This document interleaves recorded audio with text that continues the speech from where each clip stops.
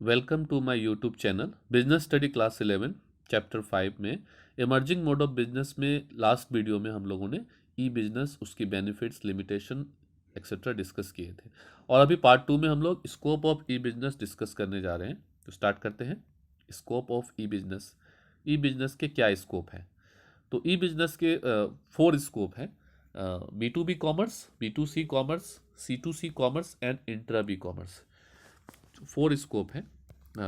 B to C के inverse एक और भी है, सी टू बी कॉमर्स। अब ये सब क्या है अगले स्लाइड में हम लोग डिस्कस करेंगे।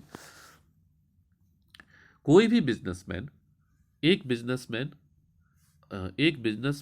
एक बिजनेस फॉर्म किसी दूसरे बिजनेस फॉर्म के साथ कोई भी ऑनलाइन ट्रांजैक्शन करता है तो उसको हम लोग बी टू बी ट्रांजेक्शन्स बोलते हैं। कोई भी एक बिजनेस, एक तरफ बिजनेस हो दूसरा तरफ भी क्या हो, बिजनेस हो, और आपस में ऑनलाइन ट्रांजेक्शन्स करते हैं, किसी भी तरह के ऑनलाइन ट्रांजेक्शन्स करते हैं तो उसको बी टू बी ट्रांजेक्शन्स बोलते हैं या बी टू बी कॉमर्स बोलते हैं। उसी तरह कोई बिजनेस किसी कस्टमर के साथ अगर ऑनलाइन ट्रांजेक्शन करता है तो उसको बी टू सी बोलते हैं। लेकिन अगर कस्टमर बिजनेस के साथ ऑनलाइन ट्रांजेक्शन कर रहा है तो उसको हम लोग कहते हैं सी टू बी कॉमर्स। तो इस तरह 3 कैटेगरी हो गया। अब कस्टमर आपस में भी एक दूसरे से ऑनलाइन ट्रांजेक्शन करते हैं, customer to customer online transactions होते हैं, तो ऐसे ट्रांजेक्शन्स को हम लोग सी टू सी कॉमर्स बोलते हैं। और एक बिजनेस के अंदर जो एक बिजनेस के अंदर अलग अलग डिपार्टमेंट्स हो सकते हैं, जैसे कि sales department, purchase department, marketing depart, अलग अलग डिपार्टमेंट है। ये लोग आपस में एक दूसरे से अगर कांटेक्ट करते हैं, ऑनलाइन ऑनलाइन ट्रांजेक्शन्स करते हैं, तो इसको हम लोग इंट्रा बी कॉमर्स बोलते हैं। फिर से एक बार देख लेते हैं। एक तरफ बिजनेसमैन और दूसरे तरफ भी बिजनेसमैन आपस में ऑनलाइन ट्रांजेक्शन करते हैं तो इसको बी टू बी कॉमर्स बोलते हैं। एक तरफ बिजनेस और दूसरे तरफ कस्टमर हो, आपस में ऑनलाइन ट्रांजेक्शन बिजनेस तक की तरफ से हो रहा है तो बी टू सी कॉमर्स बोलेंगे उसको, और कस्टमर के तरफ से अगर हो रहा है तो सी टू बी कॉमर्स बोलेंगे। उसके बाद एक बिजनेस में अलग अलग डिपार्टमेंट्स होते हैं। इन डिपार्टमेंट्स में आपस में जो कोई ट्रांजेक्शन्स होते हैं ऑनलाइन तो उसको इंट्रा फॉर्म बी ट्रांजेक्शन बोलते हैं। और एक तरफ कस्टमर और दूसरे तरफ भी कस्टमर है और आपस में ट्रांजेक्शन हो रहा है तो इसको सी टू सी कॉमर्स बोलते हैं। एक एक करके देखेंगे। सबसे पहले बी टू बी कॉमर्स क्या होता है? business to business. It is that business activity in which two firms or two business units make electronic transaction. Simple है, दो तरफ एक इस तरफ भी बिजनेस यूनिट है, उस तरफ भी बिजनेस यूनिट है, दोनों मिलकर इलेक्ट्रॉनिक ट्रांजेक्शन्स कर रहे हैं तो उसको बी टू बी कॉमर्स बोलते हैं। For example, one can be producer form and other a supplier form. एक तरफ प्रोड्यूसर फॉर्म है और एक तरफ सप्लायर फॉर्म है और ऑनलाइन ट्रांजेक्शन्स कर सकते हैं। इसके एग्जांपल्स और भी हो सकते हैं। Hiring and advertising agency.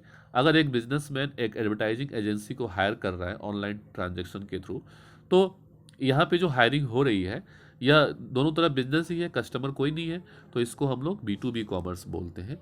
Communication with supplier for raw material through online mode. Online mode से हमने सप्लायर से कांटेक्ट किया और बोला कि आप रॉ मटेरियल भेज दीजिए, तो ये सप्लायर भी बिजनेसमैन ही है और हम भी बिजनेसमैन है, तो ये बी टू बी कॉमर्स का एग्जाम्पल है। Business organisation taking loan from bank. अगर बिजनेस ऑर्गेनाइजेशन बैंक से लोन ले रहा है तो बैंक भी बिजनेस कर रहा है और बिजनेस ऑर्गेनाइजेशन तो बिजनेस कर ही रहा है, तो दोनों बिजनेसमैन है, इसलिए बी टू बी कॉमर्स का एग्जाम्पल्स हो गया। Here order and payment are done electronically. यहाँ ये बात ध्यान रखना है कि यहाँ सारे ऑर्डर्स और पेमेंट जो होते हैं वो इलेक्ट्रॉनिक मोड में होते हैं। नेक्स्ट है B to C commerce. B to C commerce क्या होता है? जिसमें एक तरफ बिजनेसमैन होता है और दूसरे साइड में कस्टमर होते हैं और आपस में इलेक्ट्रॉनिक ट्रांजेक्शन्स होते हैं। In this one party is a firm and other party is a customer.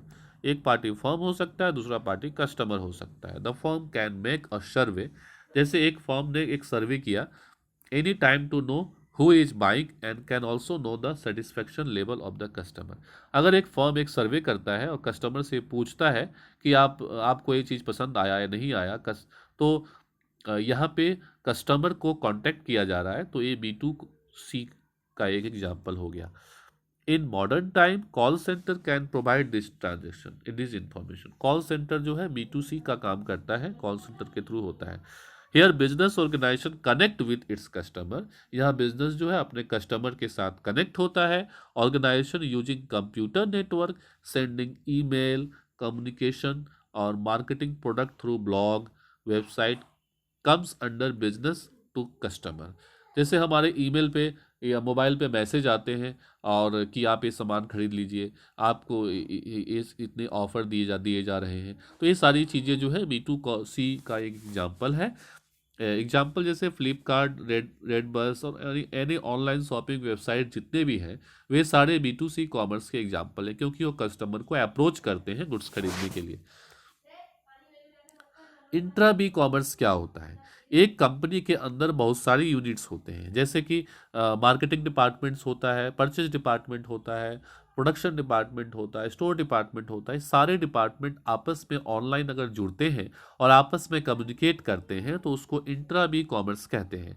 With in business commerce under it, the parties involving in two electronic transaction are the two department of the same business। एक ही business के अलग अलग department आपस में online transactions करते हैं तो उसको इंट्रा बी कॉमर्स कहते हैं। For example, through internet it is possible for the marketing department to interact constantly with the production department. Internet के थ्रू वो कॉन्स्टेंटली उससे मॉनिटर कर रहा है कि प्रोडक्शन हो रहा है कि नहीं हो रहा है, उससे पूछ रहा है। And get the customized goods made as per the requirement of the customer. और कस्टमर जैसा रिक्वायरमेंट चाहता है वैसा वो प्रोडक्शन डिपार्टमेंट को इनपुट देता है कि ऐसा प्रोडक्ट बनाइए, और प्रोडक्शन डिपार्टमेंट फिर वैसा ही प्रोडक्ट बनाता है। ये सारी चीज़ें ऑनलाइन होती है, इसलिए इसको इंट्रा बी कॉमर्स कहते हैं। नेक्स्ट है C2C कॉमर्स। C2C कॉमर्स में क्या होता है? एक तरफ कस्टमर, दूसरी तरफ भी कस्टमर ही होता है। वहाँ भी बिजनेसमैन नहीं होता है, कस्टमर ही होता है। Customer to customer commerce under it both the party involving electronic transaction are customers. It is required for the buying and selling of those goods for which there is no established market। यह तभी होता है जब किसी goods के खरीदने या बेचने के लिए कोई स्पेसिफिक मार्केट नहीं है, तो ऐसे गुड्स के लिए C2C कॉमर्स यूज होता है। For example, selling old car through internet, OLX, Quikr, cars24.com, ये जितने भी साइट्स हैं यहाँ पे पुरानी चीज़ें बेची जाती है। पुराने सामानों का जितना भी सेलिंग और बाइंग और सेलिंग होता है, कस्टमर जिसमें आपस में ही जुड़े होते हैं। एक कस्टमर के पास पुराना मोबाइल है और दूसरे कस्टमर को वो बेच रहा है, तो अगर ये ऑनलाइन के थ्रू हो रहा है तो इसको हम लोग C2C कॉमर्स बोलते हैं। जैसे कि OLX है, क्विकर है, Cars24 है, ये सारे साइट्स जो हैं ये ऑनलाइन यूज्ड गुड्स के सेलिंग में हेल्पफुल होते हैं। This sales is usually facilitated by the third party sites. ये ऑनलाइन साइट्स जो होता है थर्ड पार्टी साइट्स कहलाता है। That help take care of the detail of the transaction. जो क्या करता है, इन दोनों कस्टमर के ट्रांजेक्शन के डिटेल को देखता है। Usually refers to as the market place which take a small cut और commission for bringing the parties together. अब ये दोनों कस्टमर को एक साथ लाने के लिए, मान ले अब दोनों कस्टमर OLX के थ्रू एक साथ आए हैं, तो एक साथ आए हैं तो फिर वो एक साथ लाने के लिए वो कमीशन चार्ज करता है, कमीशन चार्ज करेगा। The purpose of C2C commerce is to enable customer to buy and sell directly with other customer without having to go through a middle man. यहाँ पे एक कस्टमर दूसरे कस्टमर से contact कर लेता है, सामान खरीद लेता है through middle man, without middle man, और spending huge amount of money building and maintaining their own online store front. बिना अपना दुकान खोले ही अपने सामानों को बेच ले रहा है, तो ये फैसिलिटी C2C ई कॉमर्स कहलाती है। नेक्स्ट है C2B कॉमर्स। ये B2C कॉमर्स का ही एक पार्ट है। B2C कॉमर्स में बिजनेसमैन अपने कस्टमर से कांटेक्ट करती है और C2B में वही कस्टमर अपने उस बिजनेस से कांटेक्ट करती है। C2B commerce provides the consumers with the freedom of shopping at will. यह कस्टमर को फ्रीडम देती है कि आप हजारों वेबसाइट से अपना चॉइस के हिसाब से अपने प्रोडक्ट को खरीद सके। Customer can make use of call centre to make toll free calls to make queries and launch complaints. C2B commerce is a business model in which consumer creates value and businesses consumer that value।